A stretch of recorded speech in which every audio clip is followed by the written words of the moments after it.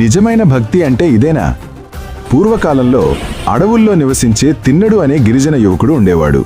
అతనికి చదువు లేదు, శాస్త్రాలు తెలియవు. కానీ అతని హృదయమంతా శివభక్తితో నిండిపోయి ఉండేది. ఒకరోజు అడవిలో వేటకు వెళ్లిన తిన్నడు ఒక కొండపై పగిలిపోయిన శివలింగంను చూశాడు. అది చూసిన వెంటనే అతని మనసు కదిలిపోయింది. ఆ రోజు నుంచి తిన్నడు ప్రతిరోజూ శివలింగాన్ని పూజించసాగాడు. పూలు, నీళ్లు అతనికి తెలియవు.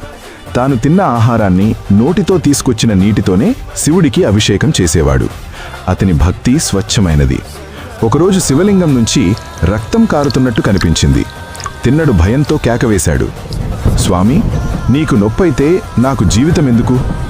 ఆవేశంలో తన కంటిని తీసి శివలింగంపై పెట్టాడు. వెంటనే ఆ రక్తస్రావం ఆగింది. కానీ మరోవైపు నుంచి మళ్లీ రక్తం కారింది. క్షణం ఆలస్యం చేయకుండా రెండో కంటిని తీసేందుకు సిద్ధమయ్యాడు.